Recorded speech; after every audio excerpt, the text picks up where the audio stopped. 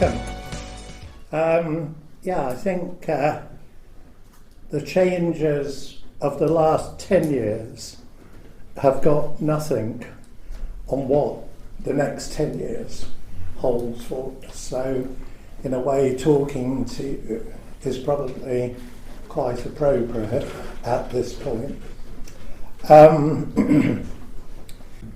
So, Federation of British Historic Vehicle Clubs was created in 1988 by 3rd Baron Montague of Beaulieu, Edward. And he was actually our president from day one until he sadly passed away just a few years ago. Edward was brilliant. I used to spend quite a lot of time with him in the house, in the flat in Westminster, and at Palace House at Beaulieu. And he was passionate about historic vehicles and was always willing to talk. And certainly my early days as chairman, and I will tell you a bit about me in a second, but certainly my early days as chairman, he was incredibly supportive. And I think that's quite important. His contribution was so great that when Edward passed away, I had a replacement president in mind, which was Lord Steele of Akewood. And of course David Steele, great historic vehicle person, probably best known for his exploits on the London to Cape Town alley in an Austin Gypsy. And once Edward had moved on, I actually went to see David Steele in the Lords over a 6-month period to get him to become our president. And it was actually a day or two before Christmas when I was in Millbrook House, where his office for the Lords was, and he bought me a coffee and he said to me, "You're not going to give up asking me to be president, are you?" And I said, "No." And he said, "Well, you better come and see me after Christmas and we'll formalise things." And that was, but he really did question whether he was an appropriate person to take over from Edward. And David's a very capable politician in his own right. But we talk about the Federation being created in 1988. But actually the origins of the Federation go back to the early 60s, when again Edward Montague created something with a very snazzy title called the Historic Vehicle Clubs Joint Committee. And that was the forerunner to the Federation. Now, knowing that, it probably helps you understand a little bit why we call the Federation of British Historic Vehicle Clubs. And those early days were very much government orientated. So the people who were involved with HVCJC actually were quite senior government civil servants.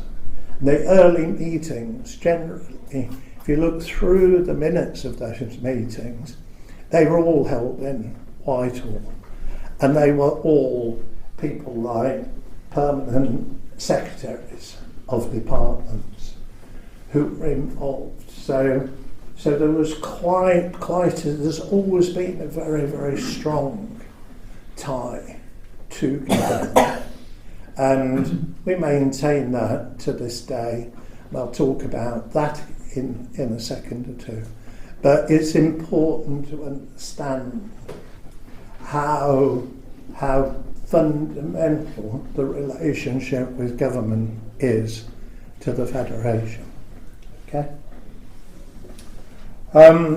Likewise, you know, the Montague family connection. So Edward's father, John, was actually the first person to drive a motor vehicle into the Westminster Parliamentary Estate. And he did that in 1899. And it was a Daimler.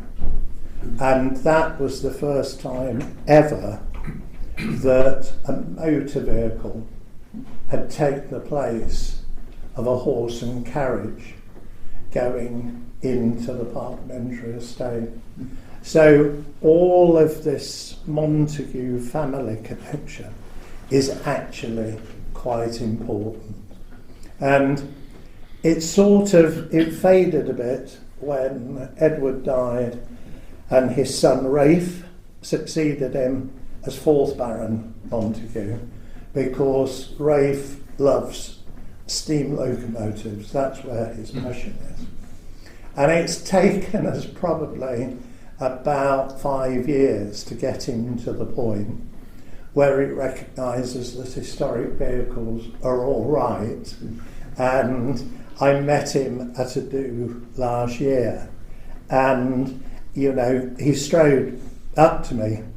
It was a sort of garden party thing at Bewley, and he strode up to me and actually said, "How's the world of historic vehicles?" That was actually quite important, because it recognised that he was picking up on what his grandfather and his father had done. And I'll just show you this picture, which this is a picture of what was called the 1,000 Mile Trial. Who knows about the 1,000 Mile Trial? 1, 2, okay, 3. See a hand at the back there, right. So the 1,000 Mile Trial was organised in 1900, and it was intended to prove the viability of the horseless carriage. And it was quite a big thing, actually, because up till then everyone had used horses and carriages. And that's a picture of the start in London, and the relation of the 1,000 Mile Trial is to Drive-In Day, because Drive-In Day actually celebrates the 1,000 Mile Trial. And it's quite interesting that 65 cars, there are a few more entries, but 65 cars actually set out from London to drive to Edinburgh. By the time they got to Edinburgh, there were 51 still running.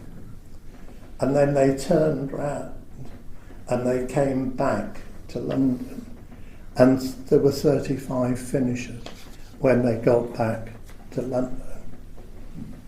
That sounds okay. It's what you would sort of expect.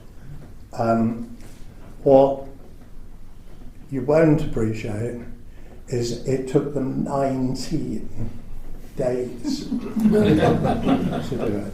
19 days. And they had it logistically, it was a massive exercise, because petroleum spirit at the time was only available in 2-gallon cans, and there weren't any filling stations. And generally speaking, pharmacists sold petroleum spirit. And so they had all of these outstations all the way along the route that had these 2-gallon cans, and people topped up, carried on away, and did this all the way to Edinburgh and back to London. So, quite an achievement in 1900, but that's what started it all off. And the Montague family, were very, very involved, very, very important. So the important thing is with the Federation is that the Federation directors are highly skilled and give of their time completely freely. And the only 2 people on the Federation payroll are actually our secretary and our bookkeeper, and they're paid. They're not employees of the Federation, they're employed on an hours worked basis. So there's lots of people out there earning lots of money out of historic vehicles, not with us. We run a very, very tight ship. Okay, so that's quite an important point. So, my background, as John said, actually joined the Federation Board in 2010, and I joined as Heritage Director. And we talk about things having changed. Heritage Director in 2010 was very different to what our Heritage Director does now. And this is as the movement evolves. We actually need to keep on top of changes. I was asked if I would stand as chairman in 2012. And to this day, actually, John Day, twice, every 2 years, proposes me to be chairman of the Federation. John's actually got it in his head that that's his right to do that. And I think if I didn't write and ask him every couple of years if he would nominate me to be chairman of the Federation, he'd be quite upset. Federation chairman, basically since 1988, have served 2 years, and then they move on. I'm in my 13th year. I've got to be doing something wrong, all right. And I haven't worked out what it is yet, but I'm still here doing the job. Again, as John said, I have served as one of 2 senior vice presidents of FIVA. So FIVA is the international governing body. So the Federation is the UK representative of FIVA, which operates globally. So I've been an SVP of FIVA, and in addition to that, of course, you'll know FIA, and you'll probably think Formula One. You might think World Rally Championship, but the FIA have an interest in historic vehicles too. And I served on the International Historic Commission of FIA, and I was actually what they call a personally nominated member. So it was literally down to me, because of my knowledge of the historic vehicle movement, that got me that job. My historic vehicle interests are diverse. I better talk NG first, haven't I?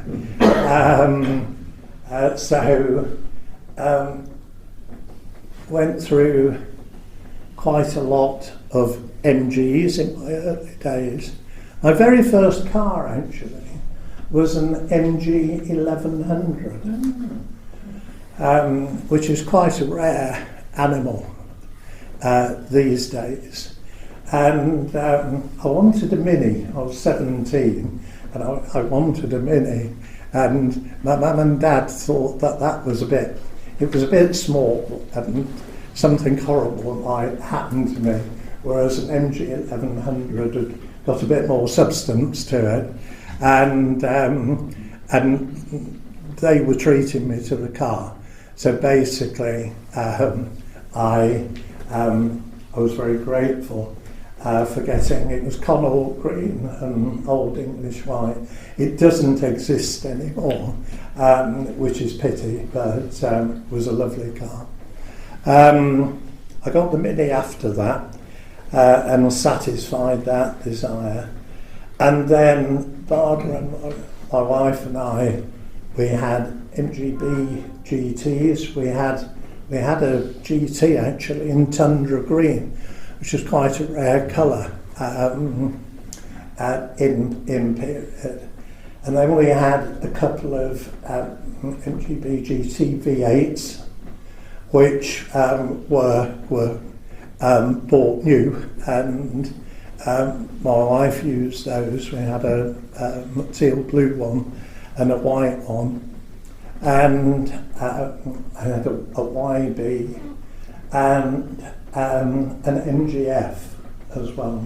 So I've got quite a lot of MGs under the skin. I think having done that, and probably then doing the international scene, I got exposed to lots of other vehicles, and my passion for several years now, and certainly now, is in the unusual. And so basically, if there's only one in the world, I'm there at the queue. That's my thing. And the first example I'll give you is this little tangerine car. Anybody know what it is? No? Well, it's a Zagato Zele, and it's the only complete car that Zagato have built.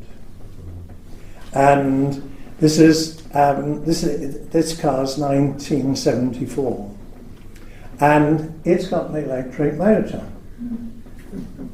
So all those people who tell you that electric cars are a newfangled idea, they're not.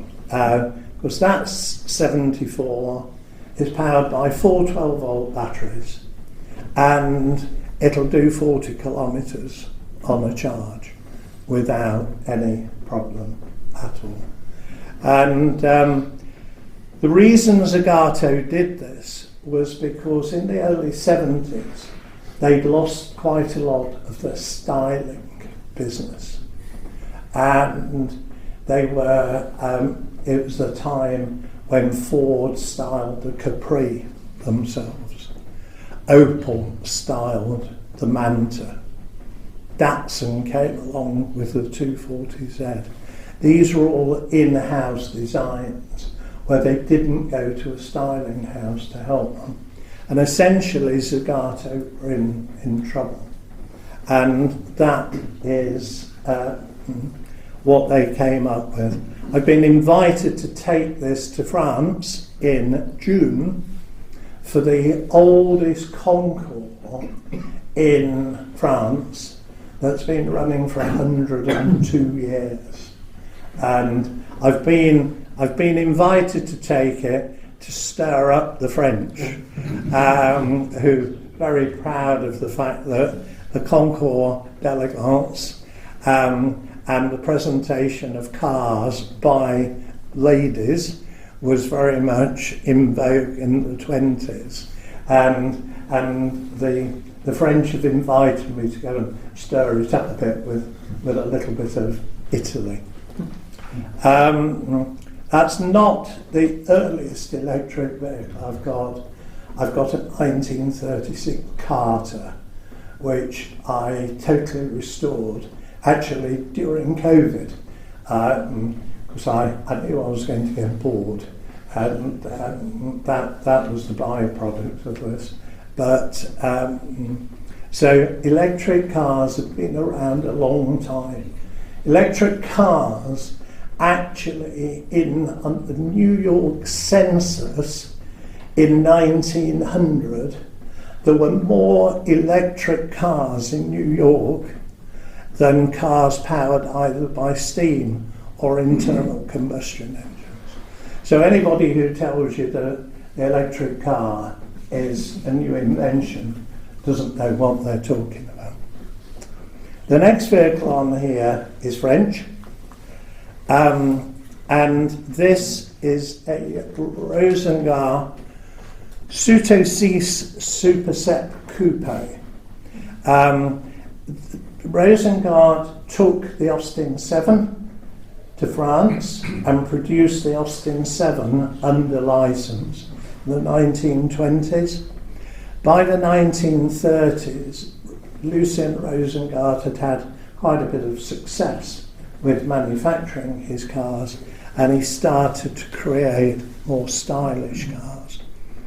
That particular model is akin to some of the pre-war MGs, actually, because it's 1100cc, but with a 6-cylinder engine, and would go from 0 to 110 kilometres an hour in top gear. Was intended for the chic Parisian lady. He made 5. There's only one left in the world, which is that one. And that's covered 9,000 kilometres from you. So a little bit of a treasure.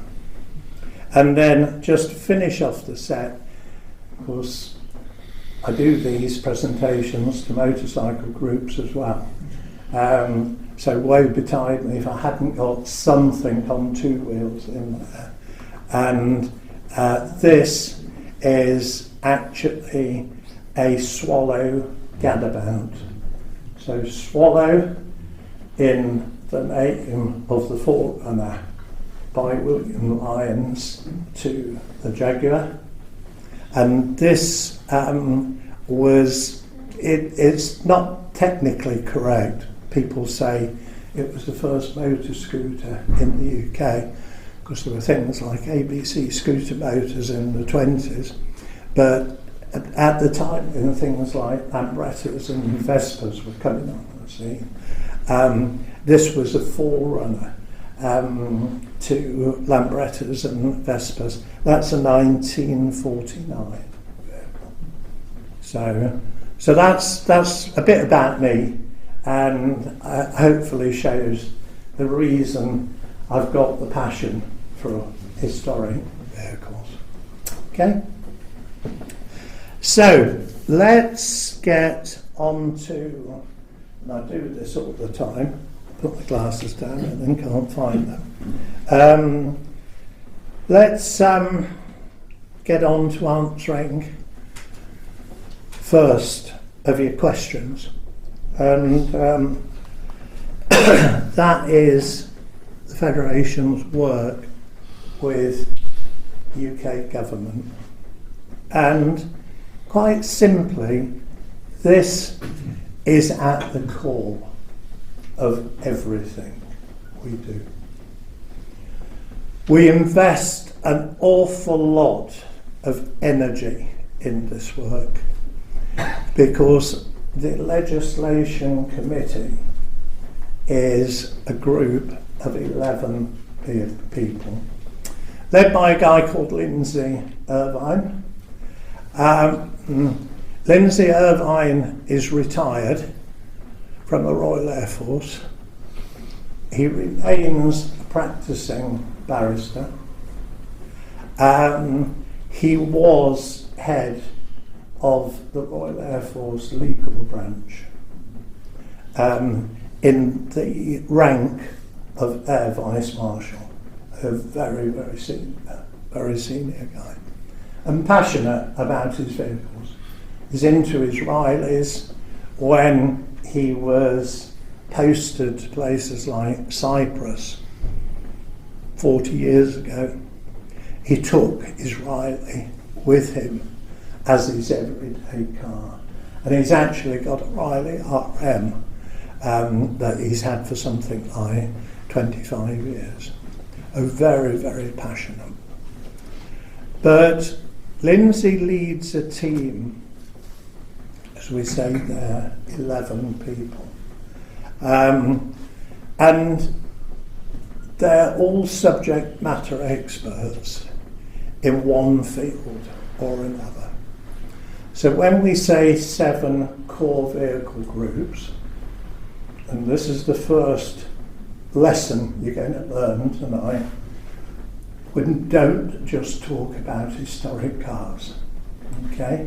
You actually look at the DVLA database, which is of 1.5 million vehicles. It's actually 1538927 vehicles. 53% of those vehicles are cars. Only 53%. The other 47% are made up of motorcycles, buses, coaches, lorries, military, agricultural and steam vehicles. And that is what the Federation looks after. And so we don't just occasionally think, oh, we haven't done anything with steam vehicles for a while, because these smaller interest groups rattle our cage quite regularly and remind us, not that they need to, but remind us that actually all of those 7 groups of vehicles are actually historic vehicles, and that's what we're committed to keep on the road. Okay? And then, so if you look at 11 and you think 7, so what did the other 4 do? Well, we've got a fuels man, who I'll talk about in a bit. We have people who look after DVLA. Don't go there. This year's hot topic. DVSA and veteran cars as well. So that's how the 7 plus 4 equals 11. The important thing in our work is you'll see in the headlines of Classic Car Weekly, Classic Cars, Classic and Sports Car periodically, people making a lot of noise about what's happening to historic vehicles and to legislation that affects historic vehicles. That's too late. If you're starting having to make a lot of noise about this, you've missed the boat, because the time to actually influence what happens with historic vehicle legislation, and it applies for, dog shows and whatever, it's not unique to us. But the time to influence legislation is at the drafting stage. And I can give you a real good example of that, because you remember when the requirements for MOT changed, and it was when we adopted the EU consultation on MOT testing, which came in 2018. I actually had the first meeting to talk about how the UK were going to adopt that EU legislation. I had that first meeting in December 2012, 6 years before it happened. And the minutes of the meeting are still on here. But we started 6 years away. And there was a member of Parliament who was Parliamentary Under Secretary of Transport at the time, a lady called Claire Perry, who was very, very, very good. And Department for Transport were at the meeting, and she said to the DfT representative, let's get this right. We've got 6 years to do it. It doesn't have to become a rush at the end. It still did become a rush at the end, because the last 13 weeks of 2017, my legislation director at the time, Bob Owen, who was another barrister, actually decided to take a sabbatical in Australia. And he disappeared off to Australia for 6 months. So I ended up having to do it. And I went to the DfT offices in Horsford Road in Westminster every week for 13 weeks as we tried to thrash out the final bits of the legislation. So you can have the best intentions in the world, but you've still got to have the focus to keep on top of it. And part of the way that we do that is because we have an excellent relationship with the All-Party Parliamentary Historic Vehicles Group. And that's a cross-party group. And that's important when maybe you're getting a change of political party in control. Because it's no good having all of your eggs in the Conservative basket or the Liberal Democrats basket, and then when the leadership changes, you're left high and dry. So this FBHVC actually is really useful because that group has very influential people on it who are members of the Labour Party and all of the other political parties. So, and that's not by coincidence, because if you were to search on Google for all-party parliamentary groups, which you can do, you would find there's 600 and something, it's about 670 of these groups, and they represent everything you could imagine, the needs of Gurkhas, to equine, a whole plethora of things. But that is quite important to us. And so hopefully that gives you an idea, John, of how we work with government. But it's quietly, it's in a considered way. You know, very often I know things that I can't talk about because government doesn't want to talk about them just yet. But they may well be things that we've agreed is going to happen. We know it's for the good of the movement, but sometimes we have to let government make the announcement rather than talking about it ourselves. Okay? I thought it was also worth just giving you a few key statistics. Federation represents over 500 historic vehicle clubs. It's been over 500 for quite a few years now. We're very, very consistent in this. Membership's up for grabs 1st of June. Generally speaking, I was talking to our IT director yesterday about this. We need to issue the invitation for people to rejoin the Federation next week, because generally speaking, by the 1st of June, we will have had over 250 clubs who've actually paid their subs for the next year. People are that committed that they want to support the Federation. That's quite nice when that happens.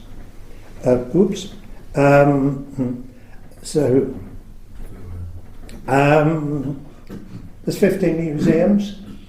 I don't actually say any more about museums in here, but coming out of COVID, of course, museums had a torrid time. They literally, when COVID arrived, they literally turned out the lights and locked the doors. And we created our museum action plan with the intention of getting museums back on the road.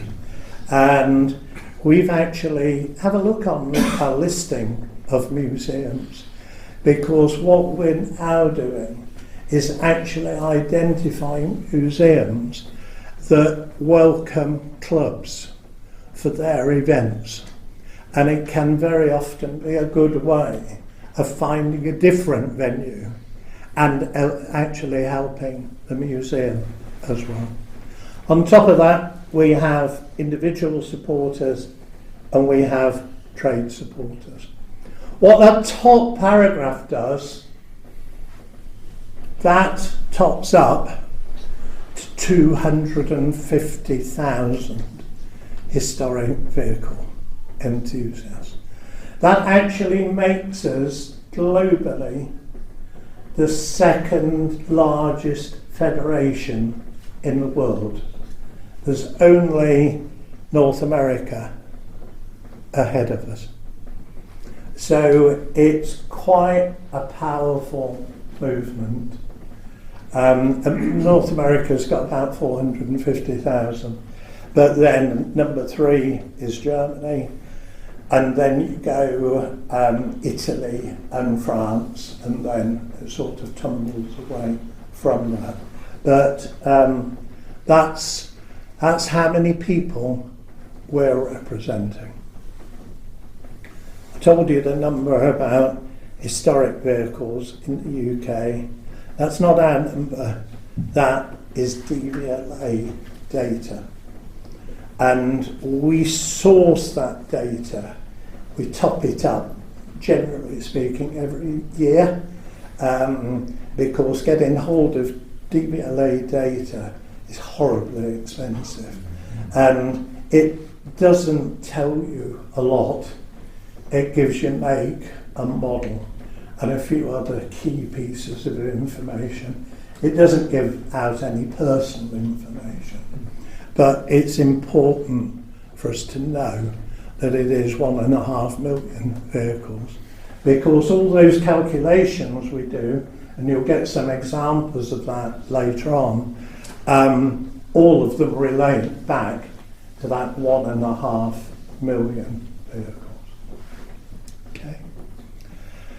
And the historic vehicle movement generates £7.2 billion annually. And you'll have seen the research that we do every 5 years, and it's that research that informs that £7.2 billion. Okay?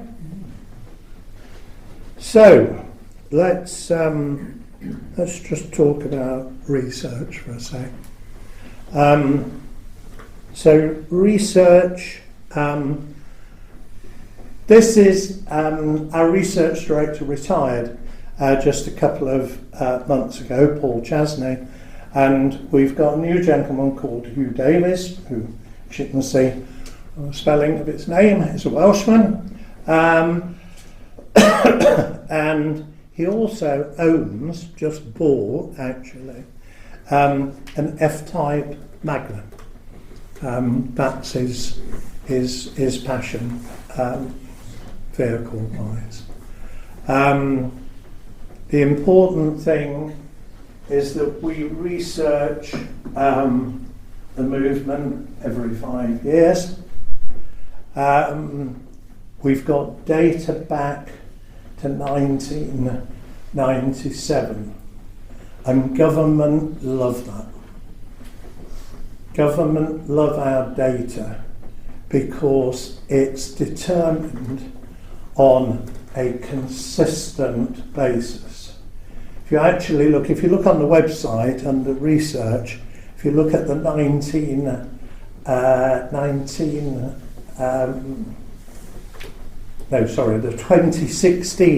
2016 report, you'll find the numbers in there, that there's about 10 key data streams that we've got from 97, and government love that because it gives them trend data from 97 all the way through.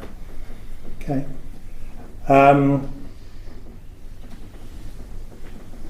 And aside from doing the big report every 5 years, which costs a lot of money, you know, I think the last report we did cost us £44,000 to do. It's a lot of money for an organisation, you know, such as ours. But in addition to doing that 5-year report, we've also got, and it was Paul Chasney who set this up, an ad hoc research group, and it's about 7,000 enthusiasts who've basically contacted us and said, if you want a bit of help with doing some ad hoc research, might be about fuels, could be any other topic, then this group, we don't have to spend months doing the research. We can get a result in a couple of weeks. And then it actually means that we can go back to government again and say, well, over a 2-week period from then to then, we actually contacted 7,000 people, 6,400 of them responded, and here's the answers to the question. And we did it with fuels, and because DFT actually came to us and said, we need some help, and we need it quickly around the requirements from a fuel perspective. And we're actually able to do it through that research group.